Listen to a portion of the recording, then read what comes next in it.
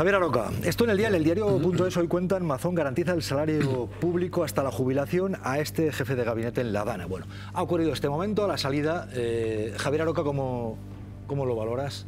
En un momento en el que se espera por parte de las víctimas aclarar lo que ocurrió. Bueno, como un acto más de la indignación de las valencianas y los valencianos con lo que está ocurriendo, con la poca transparencia y yo diría que también con la poca vergüenza a la hora de asumir responsabilidades y de contar también la verdad, ¿no?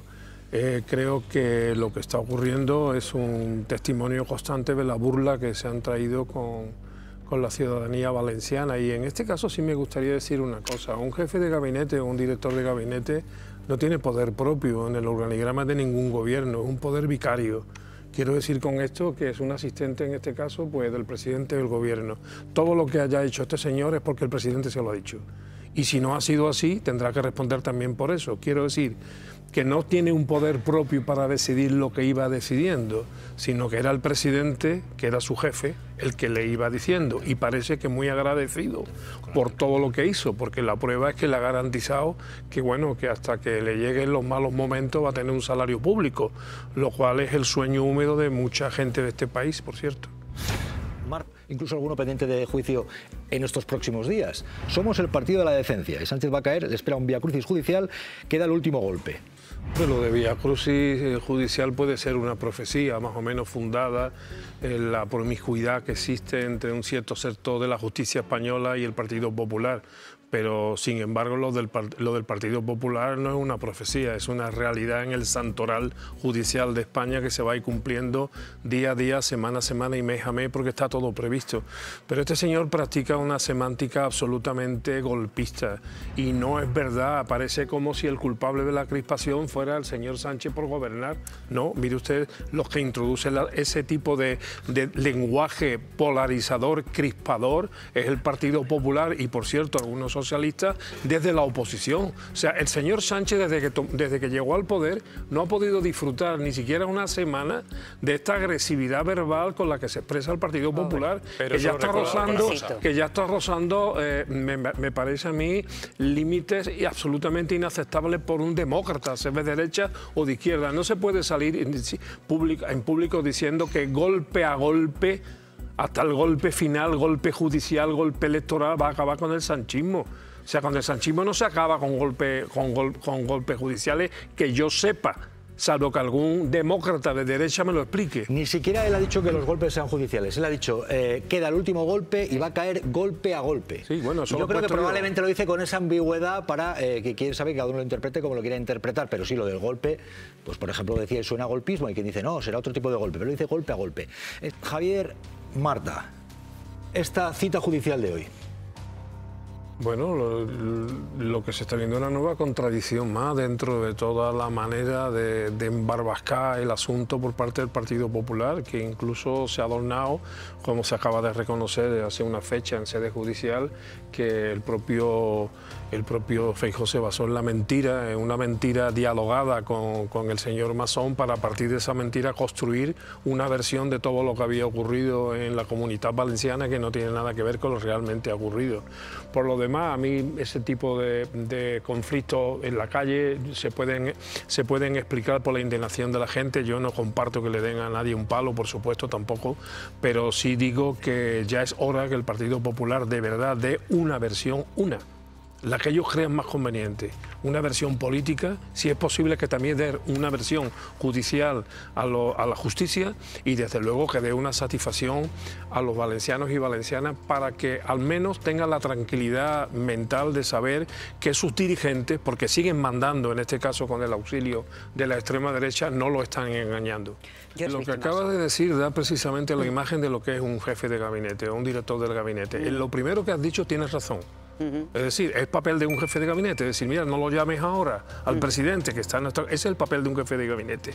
En lo segundo, no confines, Sí, sí. Ese no es el papel de un jefe de gabinete, es el papel de quien manda en el jefe de gabinete. El jefe de gabinete es un mandado. Si dice que no confíes, nadie le puede ni le debe de hacer caso, porque no tiene poder institucional dentro de un gobierno. En todo caso, puede repetir la orden que le dé un superior, en este caso su presidente, que es su jefe.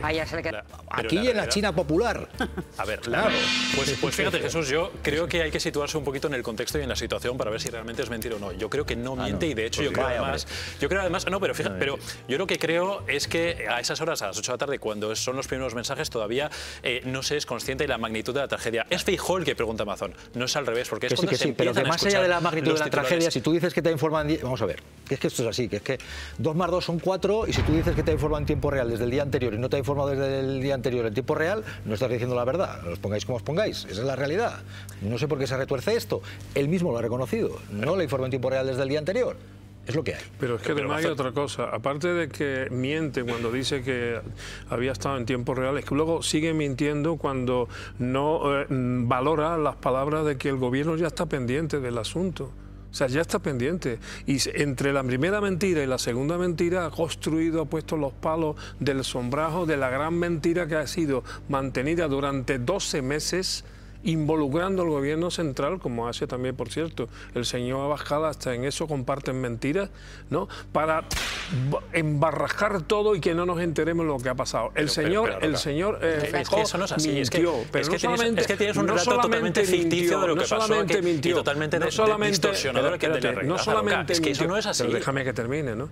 Déjame. Bueno, a mí todo el mundo me corta y sí, yo... si no se dan datos ciertos, yo estoy para eso. Javier, y luego tú otra vez, pero con datos ciertos, por favor. Venga, Javier. Yo insisto que este señor ha mentido. Después, sobre la base de su mentira, ha montado el discurso exculpatorio suyo y del gobierno del señor Mazón. Encima ha atacado al gobierno central. Y sobre todo ha dicho luego otra cosa que no quiero que pase desapercibida. Es que es un poco como decir, bueno, mire usted, en cualquier caso, pues yo es que pasaba por allí. Encima vago. Porque el líder del Partido Popular, el líder de la oposición, cuando un presidente de tu partido está gobernando el país valenciano y tiene el problema que tiene, tú no te puedes hacer el vago, tú te tienes que implicar, aunque no tengas poder, Alberto, porque poder orgánico sí tiene. Yo os animo a no ser ventajistas y a ver exactamente cómo eran las noticias a las 8 de la tarde de aquel día cuando Feijóo se interesa por la situación, porque evidentemente de lo que se sabía no tenía nada que ver con la magnitud de la tragedia que se iba a constatar en las horas y el día siguiente. Eso desde luego. Mazón estaba ilocalizable, estaba en el Ventorro, estaba en un restaurante, no habló con nadie, todo eso estamos todos de acuerdo, absolutamente, no estaba donde tuvo que estar y él era el responsable, de eso estamos absolutamente de acuerdo. Ahora bien, Feijóo le pregunta cuando empieza a ver lo que puede estar pasando y a partir de ahí mantienen hasta 23 mensajes a lo largo de las siguientes horas. Eso es informarse. Pero dice Mazón que el gobierno está informado y que ya he hablado con distintos ministros y que la ayuda de la UME estaba allá. ¿Lo dice o no lo dice? Pero vamos a ver, Aroca. No, pero vamos a ver, ¿lo dice o no lo dice? Pero o sea, Mazón no era consciente. Pero ¿cómo que no era consciente? Si el presidente del gobierno, que es un inconsciente, es un inconsciente el presidente de Valencia. Bueno, es que no estaba donde tenía que estar y no se enteró de la película hasta ahora. La pregunta también es, ¿y a cambio de qué? Porque yo creo que no bastará con que los Reyes Magos tiren caramelos con la marca de Quirón, como ha ocurrido, dicen, porque yo no estaba allí en la cabalgata de los Reyes Magos de Sevilla. Yo creo que, aparte de caramelo, algún otro dádiva pues proporcionará Quirón. Aparte, supongo que también presta un servicio tan bueno como que la señora Díaz Ayuso y otros colegas suyos de otras comunidades autónomas no se puede resistir. Pero a mí lo que me interesa más, lo que se acaba de decir, es desvío del dinero público a intereses privados. Estamos ahora en pleno debate sobre el sistema de financiación de las comunidades autónomas. Y el señor Feijóo ha combinado a todas las comunidades autónomas gobernadas por el Partido Popular para que se opongan, independientemente de la bondad o no bondad del sistema. La pregunta mía es, ¿para qué quiere el Partido Popular el dinero de la financiación autonómica? ¿Para dedicarlo a la sanidad privada o para dedicarlo a la sanidad pública? porque si todo el dinero que quieren todas las comunidades autónomas del Partido Popular se utiliza para desviarlo a la sanidad privada, está cometiendo uno de los mayores fraudes y estafas que ha habido en la administración pública en España en los últimos 50 años. Javier. Bueno, yo creo que... ¿Es un modelo a seguir este que estamos viendo? Es una pauta, además, constante, de que son demasiadas coincidencias. Yo creo que incluso con una prensa, vea que hemos utilizado ante la palabra indecencia, pues yo voy a utilizar la palabra decente, con una prensa más decente, que sea buena observadora de lo que está ocurriendo, no le costará ningún trabajo poner en un plano analítico el dinero que se desvía, el aumento del apoyo a la sanidad privada, Quirón, las relaciones de parentesco de la propia presidenta y otras muchas cosas.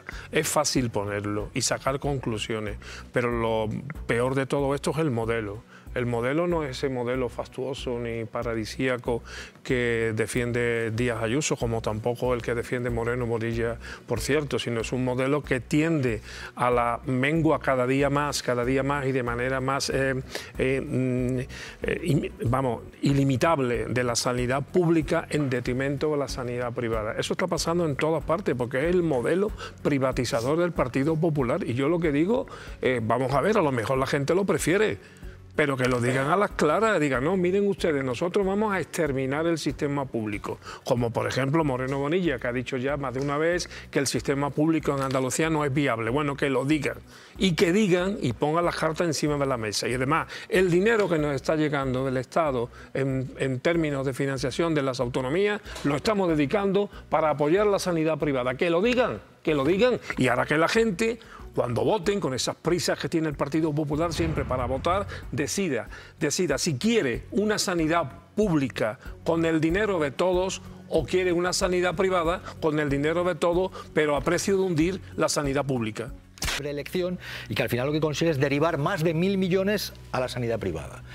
¿Este modelo es porque no se da abasto por la pública o porque hay un modelo que está reforzando paulatinamente a la privada? Si todo el dinero que se dedica a la privada se dedicara a la pública, seguramente habría mejor personal, mejores servicios, mejores instalaciones. Lo que pasa es que se está dejando languidecer, morir poco a poco, quitándole, bueno, camas, quitando facultativos, quitando trabajo, quitando horas. Claro, la gente huye a la privada. Es decir, esto es un plan perfectamente delimitado para que cada día la gente desconfíe y tenga en peor reputación la sanidad pública para acabar yéndose a la sanidad privada, pero no es un modelo nuevo. Si es que esto ya lo ensayó el Partido Popular en Valencia con el modelo Alcira, con Rivera Salud. Es decir, esto no es una cosa que se haya ocurrido de pronto a Díaz Ayuso o a Moreno Bonilla, no, es algo insistente en el Partido Popular porque defiende un modelo ultraliberal de salud en donde prime la sanidad privada y que se pague la salud el que tenga dinero. Y el que no tenga dinero, que acabe en esa residual sanidad pública que pretenden dejar. Una especie de beneficencia para los que menos tienen. Y yo a eso me niego. Yo creo que mis impuestos tienen que ir en su totalidad a la sanidad pública. Y el que quiera ganar dinero con la sanidad privada, que arriesgue su capital y arriesgue su inteligencia y que se le ocurre, como se le ocurran los taxistas, como se le ocurran los autónomos, como se le ocurran cualquiera que se dedica a una actividad privada. Pues todo este tiempo, desde hoy, que me imagino que el señor Moreno Bonilla habrá leído el Diario de Sevilla, incluso antes de que publicase Estela Benot, por cierto, la noticia, una compañera periodista de aquella ciudad, pues hoy será cuando se ha enterado Moreno Bonilla de lo que pasaba, porque recién ocurrido los hechos le preguntaron y decían que había no solamente 2 casos, que todo era mentira, que todo era una conspiración, que bueno, hasta tal punto que incluso luego cuando la gente, ahora lo estamos viendo en imagen, las mujeres se echaron a la calle, no solamente cesó a su consejera de salud, sino que cesó a muchos cargos del Hospital Virgen del Rocío de Sevilla. Todavía no he explicado por qué cesó entonces a su consejera. ¿Por qué tuvieron que dimitir o se fueron tantos cuadros medios del Hospital Virgen del Rocío? ¿Por qué en el Virgen del Rocío ha pasado todo esto? Y sobre todo, ¿por qué ha mentido y por qué ha tenido tan desconocimiento culposo de lo que ha pasado en Andalucía. Creo que los andaluces y sobre todo las andaluzas tenemos derecho a que nos sigan dando datos sobre la claridad de todo lo que ha ocurrido y si podemos estar seguros de que nada más parecido vaya a ocurrir, porque de eso tampoco hay garantía. Y no solamente en los cribados de mama, sino en otros cribados de enfermedades oncológicas. Por tanto, bien que se haya una información por parte de la Consejería, pero no es suficiente y sobre todo hay que prestar más atención y más respetuosamente a las mujeres afectadas, cosa que no ha hecho ni el presidente del Gobierno ni todo su Gobierno. Hablas de Andalucía. Estoy seguro que el señor Feijóo, antes de decir esto, habrá corrido gente de su gabinete a esconder la foto de José María Aznar con Chávez, en donde lo saludó muy cordialmente, por cierto. ¿O con Gaddafi? Bueno, con Gaddafi también y con otros muchos, ¿no? Yo creo que, bueno, el señor Feijóo debería de ser un poquito más comedido a la hora de hablar. Yo, si fuera él, tampoco hablaría mucho de narcotráfico. Porque me podría salpicar, ¿no? Por lo menos sería sugerente y la gente pues asociaría el narcotráfico no solamente con el Caribe, sino con algunas zonas la foto de hace 30 años. Del Atlántico. Sí, sí. La foto de hace 30 años, sí, otra vez. Madre mía, ¿de qué viviríais sin esa foto? O 30, más de 30, yo creo. De hace 30 años, porque por lo visto el presidente del Gobierno de antier por la mañana era Zapatero. Y otra manera, el presidente de España era Zapatero. Pedías unas fotos a ver a Ibarzabal, Creo que el fenómeno nos tenemos que dar una pensada porque no es muy tranquilizador. Al PP no le roba, Marta. Al PP también, al PP también. No, pero eso va, al PP le lleva robando 1 millón y pico de votos. Pero robar, quitarle votos, efectivamente. No, 1 millón y pico, pero eso no, la novedad es que le está quitando al PSOE. Robar, con comillas. La noticia parece ser lo poco que le roba al PSOE, pero no lo mucho que le roba al PP. No, al PP 1 millón y pico, no, muchísimo. Pero bueno, digo que parece que esa es la noticia, porque lo que ¿Qué está ocurriendo, Javier? En los medios, bueno, yo creo que efectivamente existe un auge de la extrema derecha, hay andancia en el mundo, no solamente en España, en otros estados también está ocurriendo.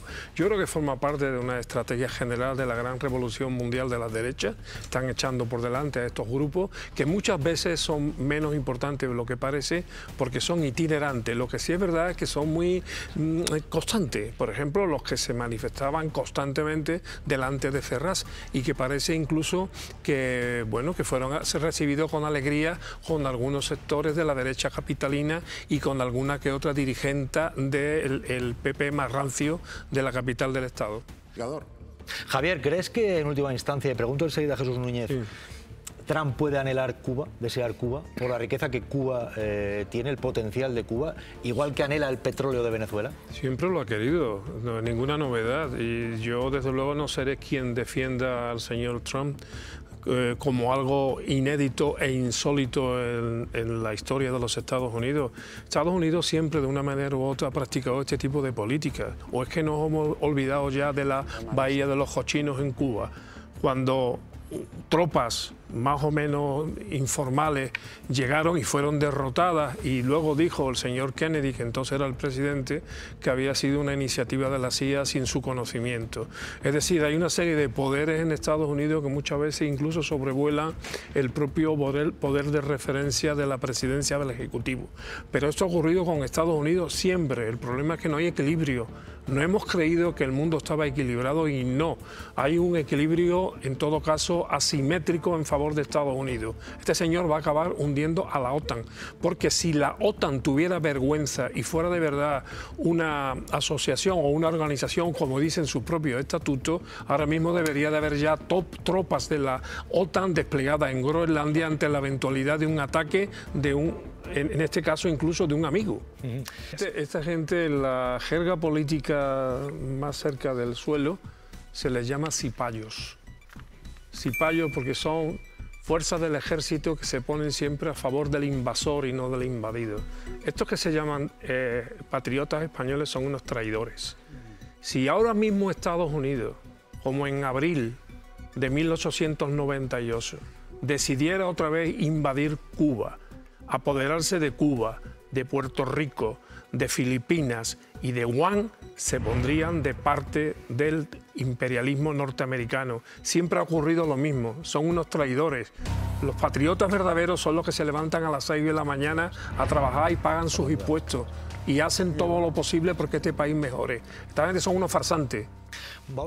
Vamos a decir presuntamente, yo no voy a dar nombres, pero hombre, Ernesto Ekaizer, con los datos que manejas, Javier Aroca, ¿está el PP como para dar lecciones de casos de corrupción e impunidades? Nunca lo ha estado. Tiene ahora mismo una retahíla de casos pendientes que impiden considerar que la decencia sea lo que inspira el comportamiento del Partido Popular.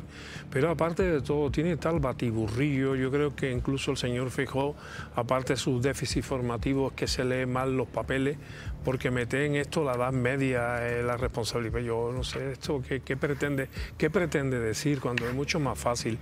Yo creo que hay razones para poderse oponer políticamente al gobierno de Sánchez y a Pedro Sánchez, pero no es necesario acudir a trochas y vericuetos extrapolíticos, judiciales, mediáticos y de lo que fuere, incluso errores históricos, para poder tumbar un gobierno. Creo que la paciencia es una virtud de un demócrata, y un demócrata lo que tiene que hacer es trabajar bien para que cuando le toque en unas elecciones la gente deposite en él su confianza. Pero este hombre carece ya de cualquier reputación y espero que los ciudadanos tomen nota de ello. Javier Aroca. Bueno, decía mi compañera Marta que la señora Cayetana Álvarez de Toledo debería hacerle caso a Feijóo. Lo que pasa es que a Feijóo no le hace caso a nadie. No, pero Feijóo también ha señalado a Televisión Española otros días. Sí, ya lo voy, pero digo desde el punto de vista de hacerle caso. No le hace caso a nadie, ni Masón, según él, tampoco le hace caso. Es un líder sin liderazgo. Y bueno, yo no sé qué pensará el señor Feijóo de cuando Miguel Ángel Rodríguez increpó directamente con nombre y apellido a Esther Palomera. Que por cierto, su caso salió reflejado en un informe sobre calidad política de la Comisión Europea. Es decir, ha traspasado nuestras fronteras.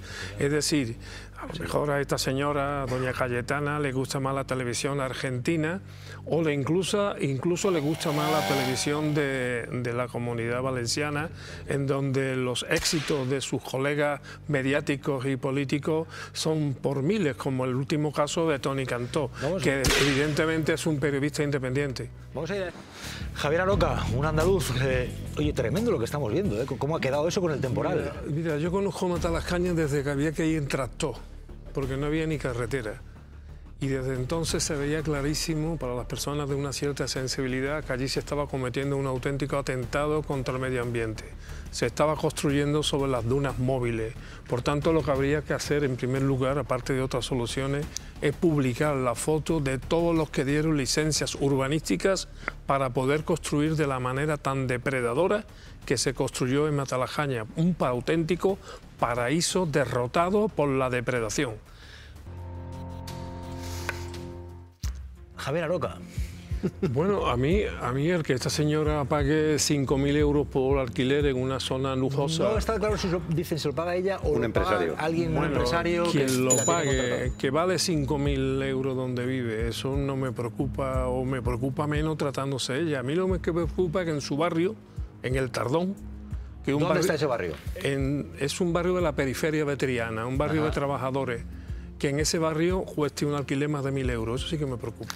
Porque son los trabajadores los que lo sufren. Que ella pague 5.000, bueno, ella sabrá. Se lo pague. Me preocupan los 1.000 euros del Tardón. Las condiciones, oye, pues unos tan importancia, Aroca, del sector primario, ¿eh? Las agricultoras, los agricultores, la gente de la mar, el sector primario, que a veces el urbanismo nos hace olvidarnos, y los urbanitas. Hay que acercarse un poquito a este tipo de profesiones y sobre todo hay que tener muy en cuenta que muchas de ellas, lo hemos comentado aquí en otras tardes, las desempeñan las mujeres, que son precisamente explotadas en su doble condición, primero de mujer y segundo en desempeñar trabajos muy precarios y temporales. Esto no se puede soportar, lo hemos visto también con el gremio de la zapatería y, en fin, en la agricultura todos los días, ¿no? En muchas empresas agroindustriales se ven casos de mujeres doblemente explotadas, insisto, en su condición de mujer y en su condición de precarias. Es duro, además.